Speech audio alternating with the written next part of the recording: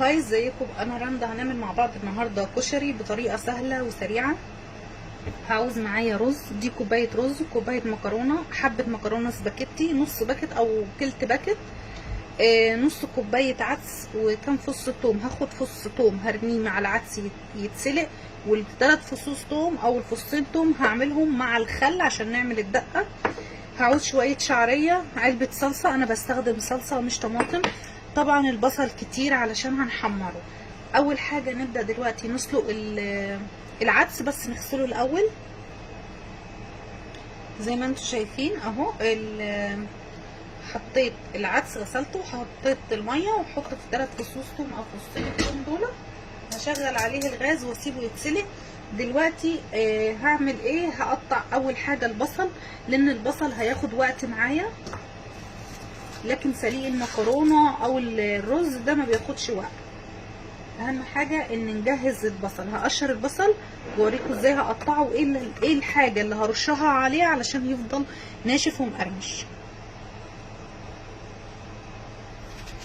زي ما انتم شايفين كده انا قطعت، بس قلت اقطع لكم واحده، قطعتها نصين ماشي، واقطعها جوانح بالشكل ده كده، مش رفيعه قوي ومش تخينه،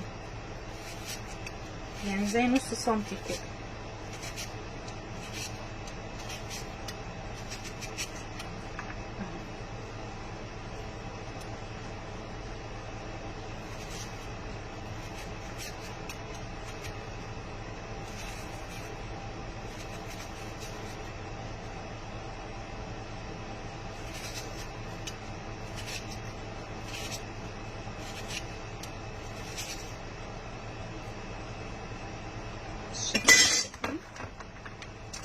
هعملهم كده، هحاول بس افرطهم من بعضهم بالشكل ده. هجيب ملح ساده من غير اي حاجه، ملح بس، وارش عليه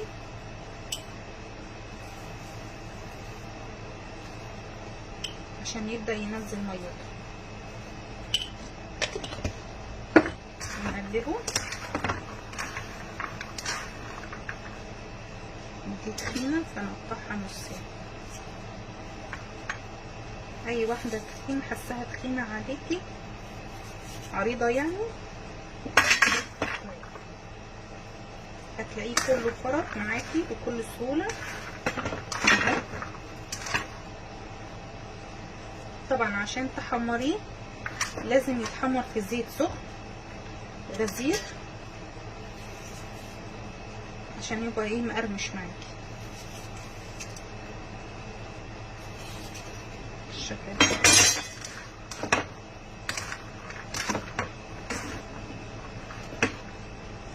هسيبه بقى على جنب. اجي دلوقتي اعمل الصلصه بتاعته. اغسل بس ايدي. انا هنا خليت نص بصلايه زي ما انتم شايفين. هعمل ايه دلوقتي؟ هفرمها ناعم. انا بحب اعمل صلصه الكشري ببصل ماشي.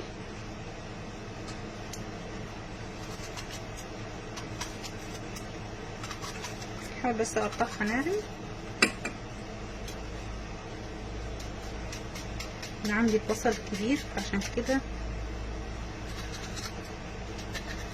خليت نص واحد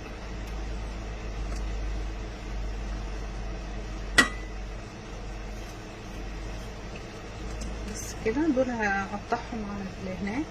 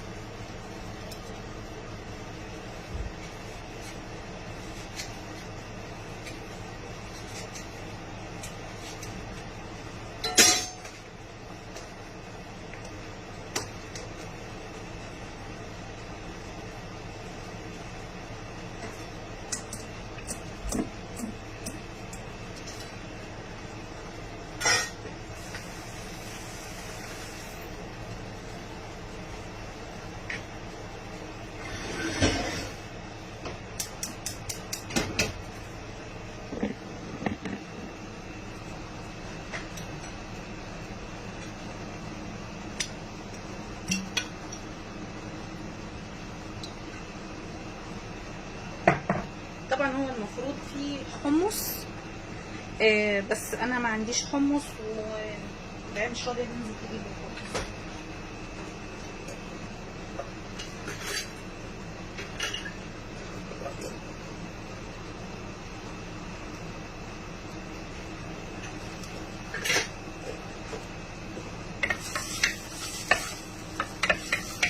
احمر البصل عادي خالص،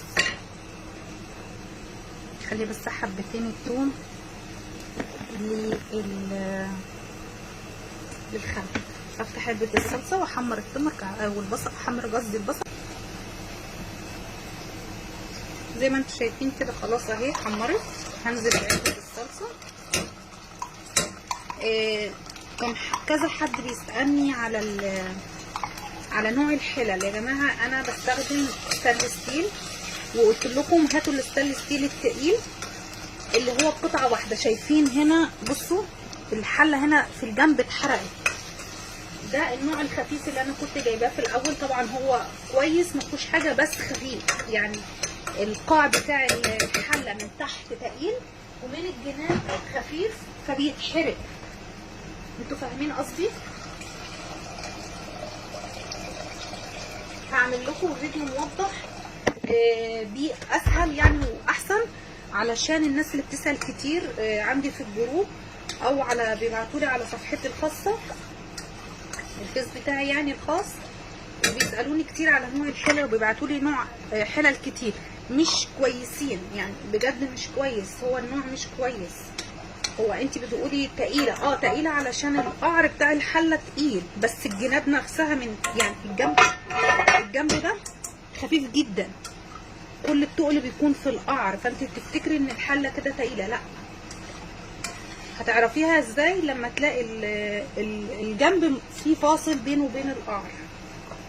انا عندي الحلتين دول نفس النظام، فبعمل فيهم الحاجات، اسلق بيض، اعمل حاجات زي كده، يعني مش طبيخ، مش رز، مش مكرونه، مش اي حاجه.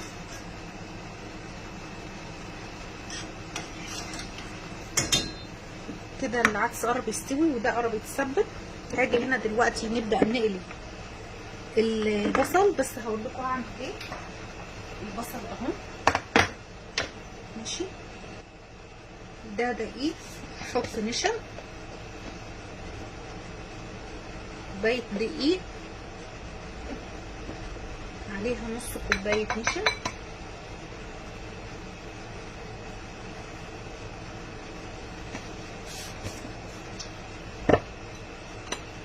هقلب النشا مع الدقيق كويس.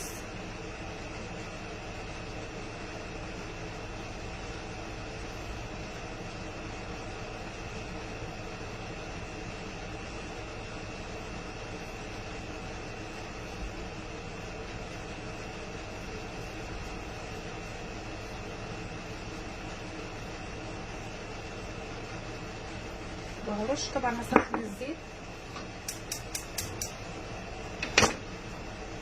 بس هنا الاول هصفي طيب الميه منه علشان في ميه نزلت.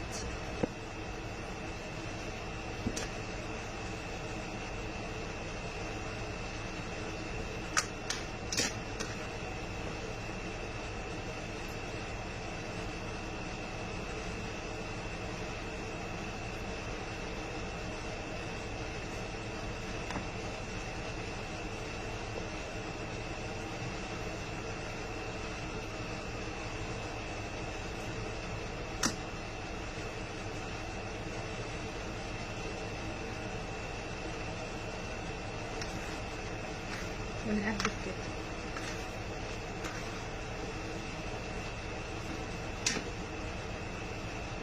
طبعا انت بتقلبي، اي واحده بتنزل تحت ايدك مش متفرطه فرطيها من بعضها.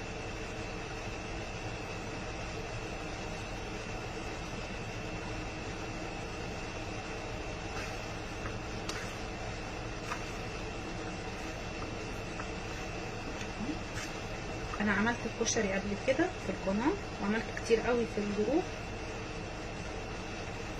بس بما اني هنعمله فقلت اصور لكم تاني عشان اتسالت كتير عليه.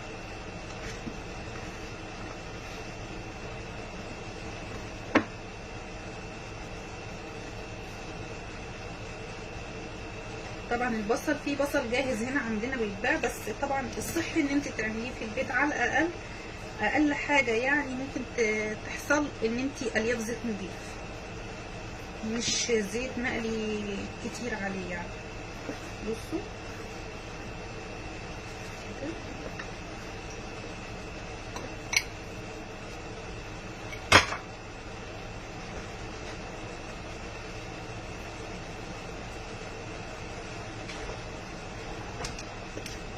انا فركت ايدي بس في الزباله علشان مش بحب لمس الدقيق على ايدي.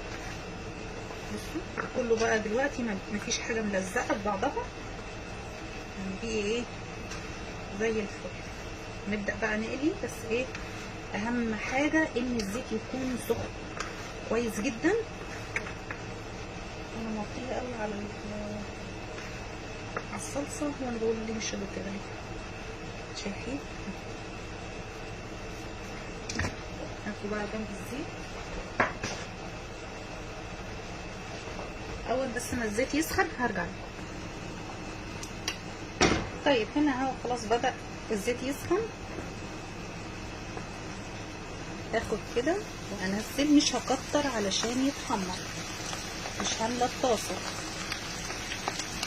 عشان يتحمر كويس قوي.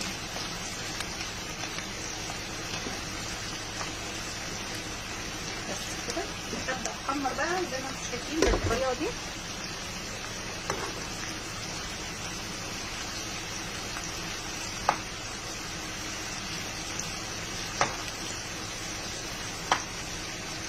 اول ما اخلص تحمير البصل ابدا اعمل الرز والمكرونه. مش هياخد وقت، اكتر حاجه بتاخد الوقت تسبيك الصلصه والعدس طبعا، ولو بتعملي هتسلقي الحمص برضو هياخد معاكي وقت، وطبعا قليه البصل بتاخد وقت معايا. فاكتر حاجه هتاخد معايا وقت فببدا بيها الرز والمكرونه، لازم يكونوا سخنين، فطبعا بعملهم اخر حاجه. هقلي احمر البصل كله بالشكل ده وارجع زي ما انتم شايفين اهو. يعني مفيش احلى من كده. حطيت، فاضل بس حطه. طبعا هقول لكم تكه علشان ابقى معاكم بالظبط. لما حطيت اول حطه وطلعتها حطيت التانيه، لقيته يعني البصل برضو بينزل علشان في الملح. فبتعملوا ايه؟ تجيبوا شويه دقيق، انا ما حطيتش النشا تاني، حطيت شويه دقيق بقيت ارش وانفضه من بعضه وبحط علشان ما يبقاش ملزق وهتقولي معجن. لا، نفضيه من بعضه، رش دقيق ونفضيه من بعضه هيتسلك معاكي. حبيت بس اقول لكم التكه دي علشان ما تقوليش لا عجن مني واشمعنى انت طلع مني، علشان تبقوا عارفين. انا عمل معايا كده، اول حطه حطيتها، تاني حطه جيت احطها لقيته حن على بعضه ولزق في بعضه، فرشيت رشه دقيق خفيفه ونكشته من بعضه تاني وبدات اقلب. والحطه دي برضو حطيت دقيق واهو دلوقتي نكشته من بعضه. لو حن على بعضه تاني قبل ما احط الحطه يعني ما اخلص دي هرجع احط له رشه دقيق. دي مش هيعمل له حاجه، بالعكس الدقيق بيخليه مقرمش اكتر. هقليه كله واخلصه وارجع لكم. طبعا العدس اهو استوى. الصلصه انا بحب اعملها على نار هاديه خالص علشان انا موريش حاجه دلوقتي غير ان انا اعملها. بصوا لما بتتعمل على نار هاديه بتبقى حلوه قوي، بتتسبك حلو. هخلص واعمل دلوقتي، ابدا اعمل الرز، بس احط الحطه الاخيره دي وابدا على طول اعمل الرز.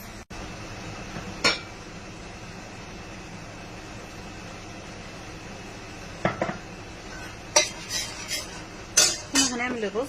نزلت حبه زيت، هنزل الشعريه ونحمر الشعريه كويس.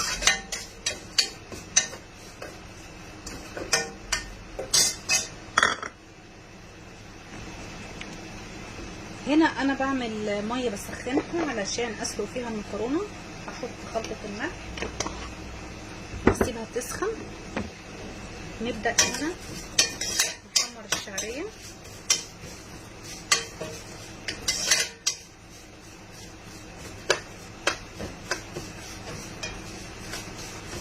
طبعا الشعريه بتحمر بسرعه ما بتاخدش وقت. انا بستخدم رز اسمه رز المطبخ، بجيبه من السوبر ماركت عربي. سوبر ماركت ادم. الرز ده كوبايه الرز بتاخد كوبايتين ميه.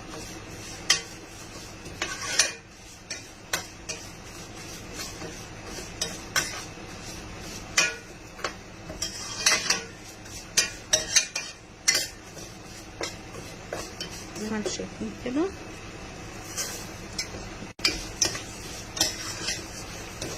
نحط الرز كده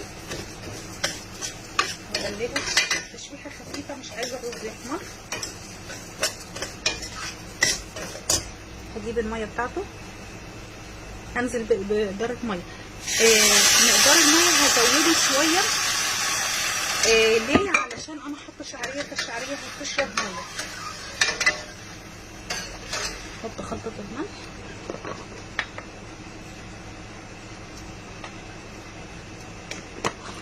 بس كده. اول ما يبدا يغلي معايا وطي النار خالص عليه.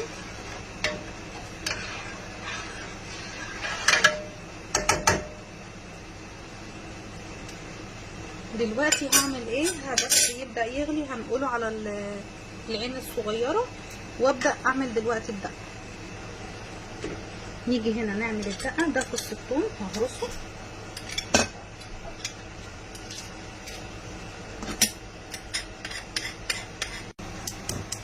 شغل النار، حبه زيت مش كتير، واحمر فصين الثوم. احط حبه ملح الحياة كده،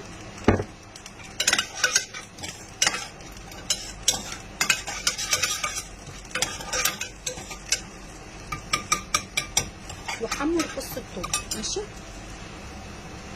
زي ما انتم شايفين كده فص الثوم خلاص استوى. هحط اول حاجه، ثواني هدي النار. اول حاجه احطها الخل، بس ابعدي وشك علشان ريحته نفاذه بتكون قوي وبتتعب الصدر. اول ما تشرب ريحته صعبه قوي بجد. اول ما يبدا يغلي بس هتجيله خليه يسيب ياخد غلوه. انا مليت نص كوبايه خل، هحط كوبايه الميه نفس المقدار، نفس الكوبايه، بس كده. هسيبه بقى يغلي مع بعض غلوه حلوه قوي كده. خلصت الدقه بتاعتي والميه السخنه اهي للمكرونه بدات تخلص والرز بدا يتشرب. فهكمل باقي البصل لسه اخر حطه اهي زي ما انتم شايفين، وده الرز. فايه قربنا نخلص. طلع باقي الرز، قصدي اطلع باقي البصل ونشوف الرز وصل لغايه فين. هنا خلاص نزلت المكرونه. نزل المكرونه كمان الاسباجيتي معاها. نكسر الاسباجيتي نصين. طبعا اي نوع مكرونه معاها. نسيبه بقى تتسلق كده. انا خلصت الرز خلاص خلص. البصل بجد الطريقه دي تحفه. بصوا منظره، بصوا مقرمش، شايفين؟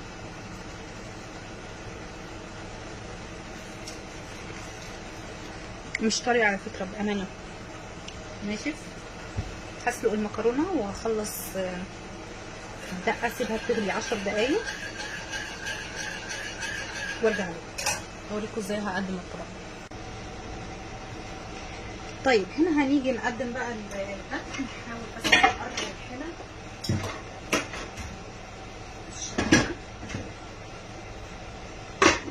انا عندي عايزين ياكلوا في اكياس زي بتاع مصر، فقلت لهم حاضر. اول حاجه بس هحطها في اكياس. حطيت المكرونه زي ما انتم شايفين اهو، وهحط الرز.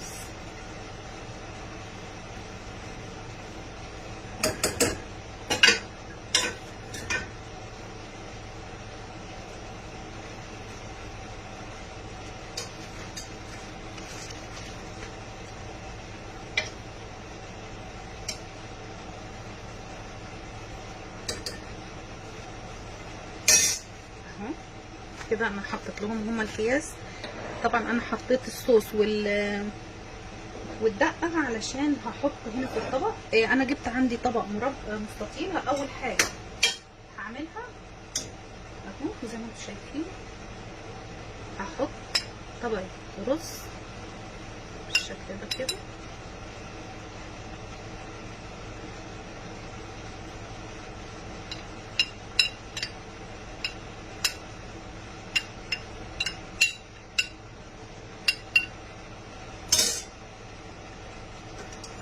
نجيب حبة مكرونة،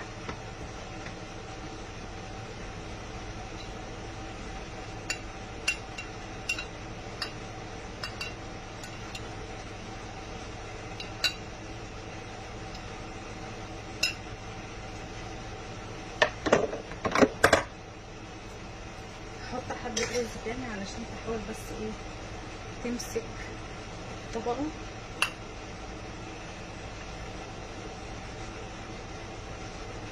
كده بس ايه مش عايزه اكبرها فبحطها عند الحل.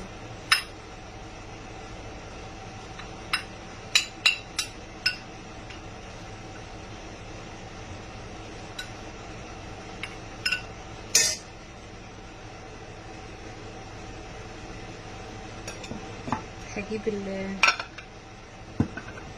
الطبق واكبه كده على وشه واسيبه ايه لغايه لما اخلص باقي الحاجه. بس كده المكرونه بفتحها الحله،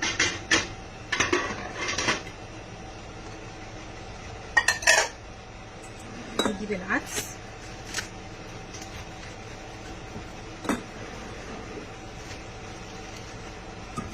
كلهم حبه عدس. حاول بس تصفيه من الميه عشان ايه ما يبقاش ميه قوي.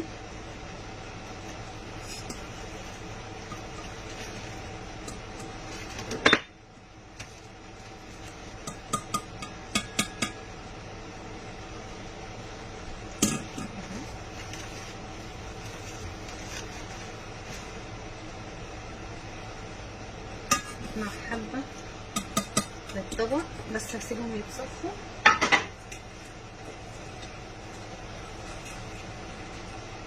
على ما انضف ده لان الدنيا هنا اتبهدلت. نجيب الكيس نحط الصلصة،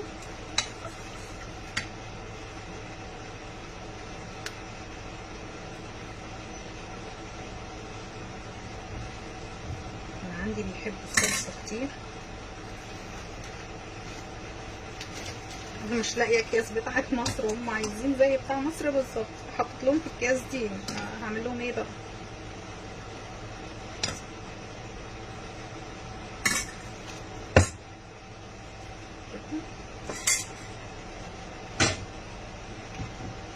نيجي بقى ايه اخر حاجه نحطها،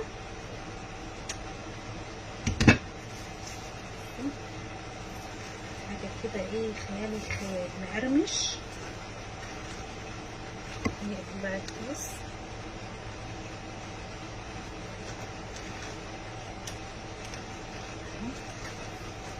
ده اول كيس.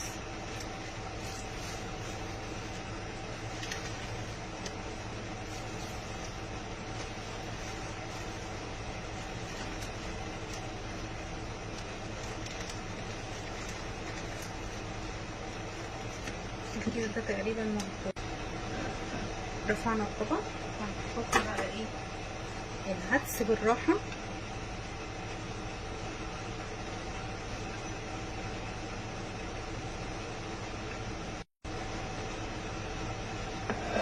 نمسح الطبق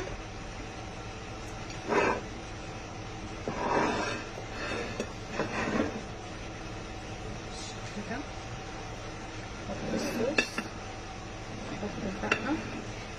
انا ما حطيتش ليه دقه في الكياس عشان هم مش بيحبوا الدقه. نحط حبه بقى